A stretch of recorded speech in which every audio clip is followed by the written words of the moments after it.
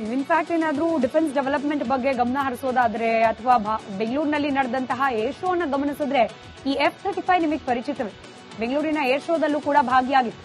America ನಿರ್ಮಿತ F-35 ಅನ್ನ ನಾವು ಖರೀದಿ ಮಾಡಬೇಕಾ ಅಥವಾ ರಷ್ಯಾ ನಿರ್ಮಿತ Su-30 ಅನ್ನ ಖರೀದಿ ಮಾಡಬೇಕಾ, ಈ ವಿಚಾರದಲ್ಲಿ ಸದ್ಯಕ್ಕೆ ಭಾರತದ ಏರ್ ಡಿಫೆನ್ಸ್ ಸಿಸ್ಟಮ್ ಇದೆ.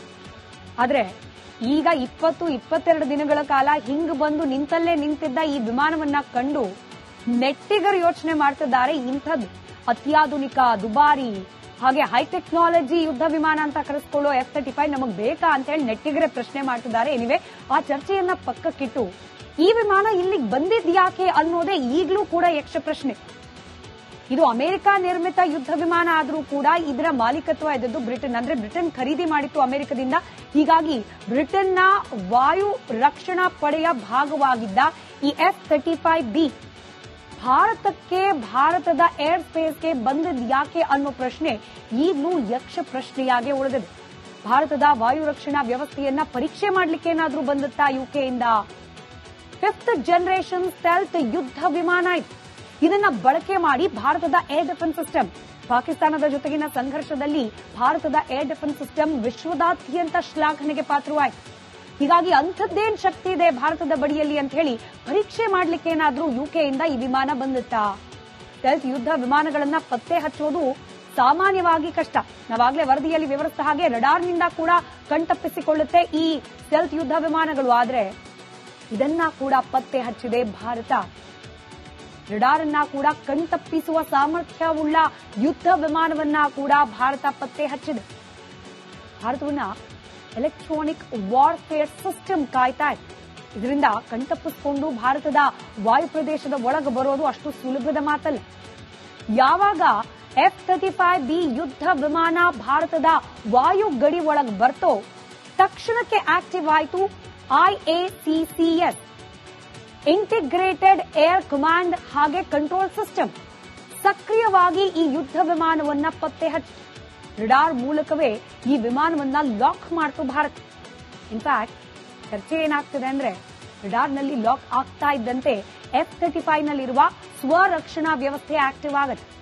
ಹಿಂಗೊಂದು ವೇಳೆ ಸ್ವರಕ್ಷಣಾ ವ್ಯವಸ್ಥೆ ಆಕ್ಟಿವ್ ಆಯ್ತು ಅಂದ್ರೆ ಅಲ್ಲಿಗೆ ಆ ವಿಮಾನ ಸಿಕ್ಕಾಕೊಳ್ತು ಅಂತಲೇ ತಪ್ಪಿಸ್ಕೊಂಡು ಹೋಗ್ಲಿಕ್ಕೆ ಸಾಧ್ಯವೇ ಇಲ್ಲ.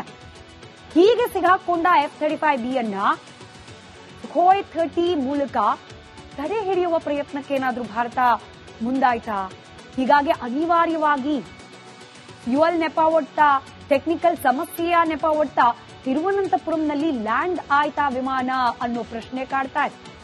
ಯಾವ ಕಾರಣಕ್ಕೆ ಲ್ಯಾಂಡ್ ಆಯ್ತೋ ಗೊತ್ತಿಲ್ಲ. 22 ದಿನ ನಿಂತಲ್ಲೇ ನಿಂತಿತ್ತು. ಯಾವ ಮಟ್ಟಕ್ಕೆ ಅಂದ್ರೆ ಅದನ್ನ ತಗೊಂಡೋಗಿ ಹ್ಯಾಂಗರ್ನಲ್ಲಿ ಹಾಕ್ತೀವಿ ಸ್ವಾಮಿ ಅಂದ್ರೂ ಕೂಡ ಹೆದರ್ಕೊಂಡು ಎಲ್ಲಿ ಭಾರತ ಅದರ ತಂತ್ರಜ್ಞಾನವನ್ನ ಕದ್ಬಿಡುತ್ತೋ ಅಂತ ಹೇಳಿ ಬೇಡ ಬೇಡ ಅಂತ ಹಠಕ್ ಬಿದ್ದಿದ್ದ ಯುಕೆ ಕಡೆಗೂ ಅದನ್ನ ಪೀಸ್ ಮಾಡಿ ಏರ್ಲಿಫ್ಟ್ ಮಾಡೋ ವ್ಯವಸ್ಥೆಗೆ ಬಂತು. ಇದು F-35B ನ ಕತೆ. ಇನ್ಫ್ಯಾಕ್ಟ್ ಏನಾದ್ರೂ ಡಿಫೆನ್ಸ್ ಡೆವಲಪ್ಮೆಂಟ್ ಬಗ್ಗೆ ಗಮನ ಹರಿಸೋದಾದ್ರೆ ಅಥವಾ ಬೆಂಗಳೂರಿನಲ್ಲಿ ನಡೆದಂತಹ ಏರ್ ಶೋನ ಗಮನಿಸಿದ್ರೆ ಈ F-35 ನಿಮಗೆ ಪರಿಚಿತವೇ. ಬೆಂಗಳೂರಿನ ಏರ್ ಶೋದಲ್ಲೂ ಕೂಡ ಭಾಗಿಯಾಗಿತ್ತು. ಅಮೆರಿಕ ನಿರ್ಮಿತ F-35 ಅನ್ನ ನಾವು ಖರೀದಿ ಮಾಡಬೇಕಾ ಅಥವಾ ರಷ್ಯಾ ನಿರ್ಮಿತ Su-30 ಅನ್ನ ಖರೀದಿ ಮಾಡಬೇಕಾ, ಈ ವಿಚಾರದಲ್ಲಿ ಸದ್ಯಕ್ಕೆ ಭಾರತದ ಏರ್ ಡಿಫೆನ್ಸ್ ಸಿಸ್ಟಮ್ ಇದೆ. ಆದ್ರೆ ಈಗ 22 ದಿನಗಳ ಕಾಲ ಹಿಂಗ್ ಬಂದು ನಿಂತಲ್ಲೇ ನಿಂತಿದ್ದ ಈ ವಿಮಾನವನ್ನ ಕಂಡು ನೆಟ್ಟಿಗರು ಯೋಚನೆ ಮಾಡ್ತಿದ್ದಾರೆ. ಇಂಥದ್ದು ಅತ್ಯಾಧುನಿಕ, ದುಬಾರಿ ಹಾಗೆ ಹೈ ಟೆಕ್ನಾಲಜಿ ಯುದ್ಧ ವಿಮಾನ ಅಂತ ಕರೆಸ್ಕೊಳ್ಳೋ F-35 ನಮಗ್ ಬೇಕಾ ಅಂತ ಹೇಳಿ ನೆಟ್ಟಿಗರೇ ಪ್ರಶ್ನೆ ಮಾಡ್ತಿದ್ದಾರೆ. ಎನಿವೆ, ಆ ಚರ್ಚೆಯನ್ನ ಪಕ್ಕಕ್ಕಿಟ್ಟು ಈ ವಿಮಾನ ಇಲ್ಲಿಗೆ ಬಂದಿದ್ಯಾಕೆ ಅನ್ನೋದೇ ಈಗಲೂ ಕೂಡ ಯಕ್ಷ ಪ್ರಶ್ನೆ. ಇದು ಅಮೆರಿಕ ನಿರ್ಮಿತ ಯುದ್ಧ ವಿಮಾನ ಆದ್ರೂ ಕೂಡ ಇದರ ಮಾಲೀಕತ್ವ ಇದ್ದದ್ದು ಬ್ರಿಟನ್. ಅಂದ್ರೆ ಬ್ರಿಟನ್ ಖರೀದಿ ಮಾಡಿತ್ತು ಅಮೆರಿಕದಿಂದ. ಹೀಗಾಗಿ ಬ್ರಿಟನ್ನ ವಾಯು ರಕ್ಷಣಾ ಪಡೆಯ ಭಾಗವಾಗಿದ್ದ ಈ F-35B ಭಾರತಕ್ಕೆ, ಭಾರತದ ಏರ್ ಸ್ಪೇಸ್ಗೆ ಬಂದದ್ ಯಾಕೆ ಅನ್ನೋ ಪ್ರಶ್ನೆ ಈಗಲೂ ಯಕ್ಷ ಪ್ರಶ್ನೆಯಾಗಿ ಉಳಿದಿದೆ. ಭಾರತದ ವಾಯು ರಕ್ಷಣಾ ವ್ಯವಸ್ಥೆಯನ್ನ ಪರೀಕ್ಷೆ ಮಾಡ್ಲಿಕ್ಕೆ ಏನಾದ್ರೂ ಬಂದತ್ತಾ ಯುಕೆಯಿಂದ? 5th ಜನರೇಷನ್ ಸ್ಟೆಲ್ತ್ ಯುದ್ಧ ವಿಮಾನ ಇದು. ಇದನ್ನ ಬಳಕೆ ಮಾಡಿ ಭಾರತದ ಏರ್ ಡಿಫೆನ್ಸ್ ಸಿಸ್ಟಮ್ ಪಾಕಿಸ್ತಾನದ ಜೊತೆಗಿನ ಸಂಘರ್ಷದಲ್ಲಿ ಭಾರತದ ಏರ್ ಡಿಫೆನ್ಸ್ ಸಿಸ್ಟಮ್ ವಿಶ್ವದಾದ್ಯಂತ ಶ್ಲಾಘನೆಗೆ ಪಾತ್ರವಾಯಿತು. ಹೀಗಾಗಿ ಅಂಥದ್ದೇನ್ ಶಕ್ತಿ ಇದೆ ಭಾರತದ ಬಳಿಯಲ್ಲಿ ಅಂತ ಹೇಳಿ ಪರೀಕ್ಷೆ ಮಾಡ್ಲಿಕ್ಕೆ ಏನಾದ್ರೂ ಯುಕೆಯಿಂದ ಈ ವಿಮಾನ ಬಂದಿತ್ತಾ? ಸ್ಟೆಲ್ತ್ ಯುದ್ಧ ವಿಮಾನಗಳನ್ನ ಪತ್ತೆ ಹಚ್ಚೋದು ಸಾಮಾನ್ಯವಾಗಿ ಕಷ್ಟ. ನಾವಾಗಲೇ ವರದಿಯಲ್ಲಿ ವಿವರಿಸಿದ ಹಾಗೆ ರಡಾರ್ನಿಂದ ಕೂಡ ಕಣ್ತಪ್ಪಿಸಿಕೊಳ್ಳುತ್ತೆ ಈ ಸ್ಟೆಲ್ತ್ ಯುದ್ಧ ವಿಮಾನಗಳು. ಆದ್ರೆ ಇದನ್ನ ಕೂಡ ಪತ್ತೆ ಹಚ್ಚಿದೆ ಭಾರತ. ರಡಾರ್ ಅನ್ನ ಕೂಡ ಕಣ್ತಪ್ಪಿಸುವ ಸಾಮರ್ಥ್ಯವುಳ್ಳ ಯುದ್ಧ ವಿಮಾನವನ್ನ ಕೂಡ ಭಾರತ ಪತ್ತೆ ಹಚ್ಚಿದೆ. ಭಾರತವನ್ನ ಎಲೆಕ್ಟ್ರಾನಿಕ್ ವಾರ್ಫೇರ್ ಸಿಸ್ಟಮ್ ಕಾಯ್ತಾ ಇದೆ. ಇದರಿಂದ ಕಣ್ತಪ್ಪಿಸಿಕೊಂಡು ಭಾರತದ ವಾಯು ಪ್ರದೇಶದ ಒಳಗೆ ಬರೋದು ಅಷ್ಟು ಸುಲಭದ ಮಾತಲ್ಲ. ಯಾವಾಗ F-35B ಯುದ್ಧ ವಿಮಾನ ಭಾರತದ ವಾಯು ಗಡಿ ಒಳಗೆ ಬರ್ತೋ ತಕ್ಷಣಕ್ಕೆ ಆಕ್ಟಿವ್ ಆಯಿತು IACCS ಇಂಟಿಗ್ರೇಟೆಡ್ ಏರ್ ಕಮಾಂಡ್ ಹಾಗೆ ಕಂಟ್ರೋಲ್ ಸಿಸ್ಟಮ್. ಸಕ್ರಿಯವಾಗಿ ಈ ಯುದ್ಧ ವಿಮಾನವನ್ನ ಪತ್ತೆ ಹಚ್ಚಿ ರಡಾರ್ ಮೂಲಕವೇ ಈ ವಿಮಾನವನ್ನ ಲಾಕ್ ಮಾಡ್ತು ಭಾರತ.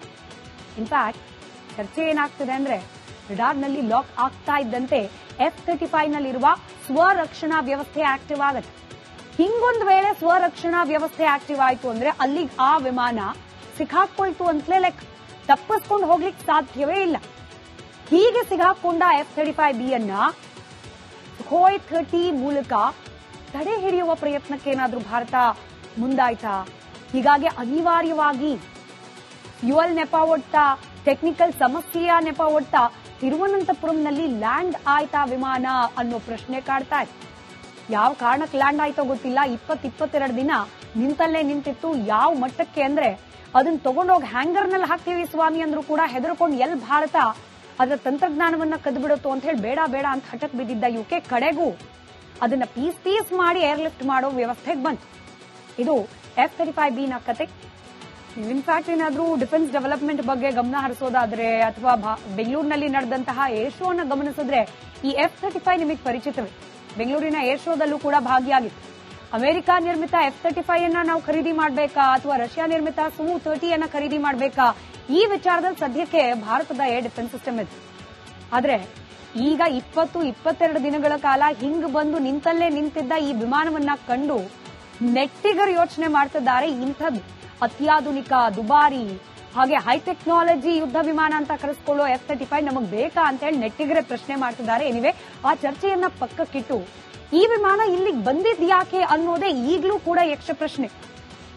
ಇದು ಅಮೆರಿಕ ನಿರ್ಮಿತ ಯುದ್ಧ ವಿಮಾನ ಆದ್ರೂ ಕೂಡ ಇದರ ಮಾಲೀಕತ್ವ ಇದ್ದದ್ದು ಬ್ರಿಟನ್. ಅಂದ್ರೆ ಬ್ರಿಟನ್ ಖರೀದಿ ಮಾಡಿತ್ತು ಅಮೆರಿಕದಿಂದ. ಹೀಗಾಗಿ ಬ್ರಿಟನ್ನ ವಾಯು ರಕ್ಷಣಾ ಪಡೆಯ ಭಾಗವಾಗಿದ್ದ ಈ F-35B ಭಾರತಕ್ಕೆ, ಭಾರತದ ಏರ್ ಸ್ಪೇಸ್ಗೆ ಬಂದಿದ್ಯಾಕೆ ಅನ್ನೋ ಪ್ರಶ್ನೆ ಈಗಲೂ ಯಕ್ಷ ಪ್ರಶ್ನೆಯಾಗಿ ಉಳಿದಿದೆ.